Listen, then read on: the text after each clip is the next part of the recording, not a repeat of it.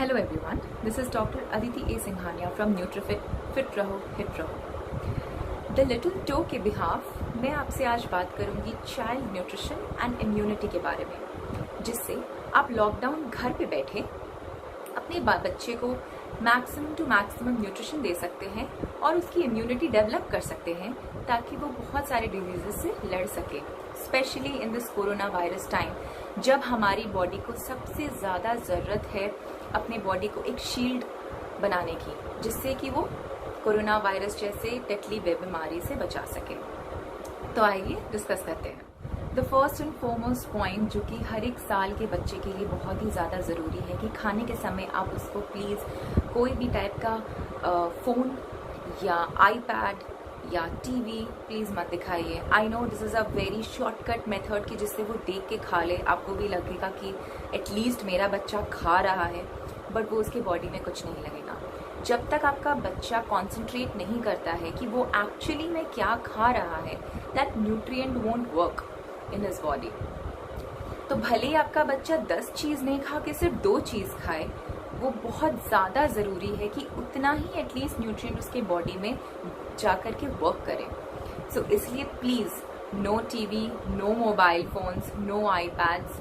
Try reading a book to them. आप उनको कहानी सुना सकते हैं, जैसे कि मैं अपने बेटे को कहानी रोज़ सुनाती हूँ एंड वो बहुत झट से खाना खा लेता है कहानी सुन सुन के। Second thing is you can give them colouring, what ever they like, toys, different type of story telling and many other stuff, जिससे आपका बच्चा खाए विदाउट एनी गैजेट। तो सबसे पहले स्टार्ट करते हैं सबसे छोटे बच्चे 0 to 3 years।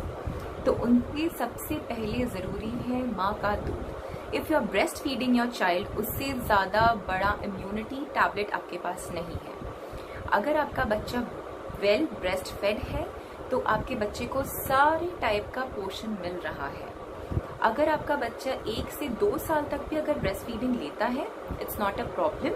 आप उसको आराम से, specially in this time of corona, आप उसको ज़रूर ब्रेस्ट फीड करवाएं। Second thing is home made Cerelac. जो भी सेरेलैक एक डब्बे के अंदर आता है, उसमें कोई ना कोई टाइप का प्रिजर्वेटिव ज़रूर मिला हुआ रहता है and obviously you don't want your child to eat all that. इसलिए मैं आपसे रिकमेंड करती हूँ कि आप होम मेड सेरेलैक बनाइए। बहुत टाइप के सेरेलैक्स बना सकते हैं, जैसे कि whole wheat Cerelac, oats Cerelac, दाल मखाना का Cerelac. There are so many other Cerelacs which you can make at home. अगर आप अपने माँ से या दादी माँ से पूछेंगे तो वो भी आपको कुछ कुछ इंग्रेडिएंट्स को पीस के उनका पाउडर बना के वो सेरेलैक की रेसिपी वो बता पाएंगी। सो आप प्लीज़ और प्लीज़ डब्बे से निकला हुआ सेरेलैक अपने बच्चे को मत खिलाइए। There are many things which you can make at home and the सबसे ईजिएस्ट चीज़ जो आप अपने बच्चे को खिला सकते हैं वो है खिचड़ी। You can mix all kind of vegetables, you can pressure cook together everything and you can give it to them. That is the most nutritious food which you can give to your child. Third thing is probiotics.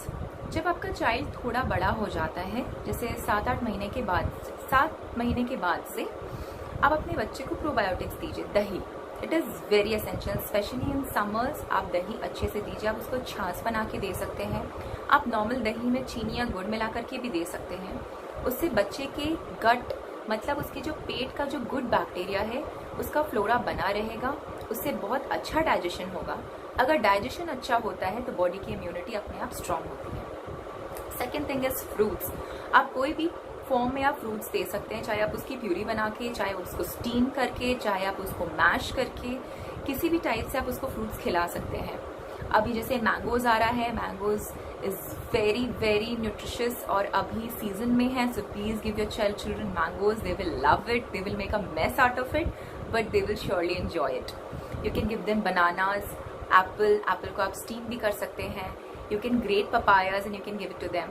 So there are so many different type of fruits which you can give.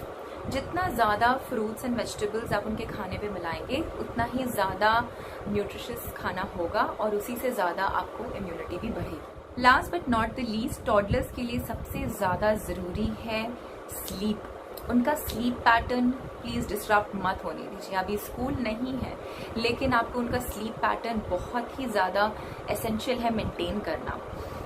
उसको किस time पे आप खाना दे रहे हैं, आप अपने बच्चे को किस टाइम पे सुला रहे हैं, वो सब बहुत मैटर करता है। अगर आपका बच्चा रात को 12-1 बजे तक सोता है और उसके बाद वो सुबह लेट उठता है, दैट मीन्स उसका बॉडी जितने टाइम पे उतना रिकवर कर लेना चाहिए वो रिकवरी नहीं होती है। उस टाइम पे भी वो खेल रहा होता है।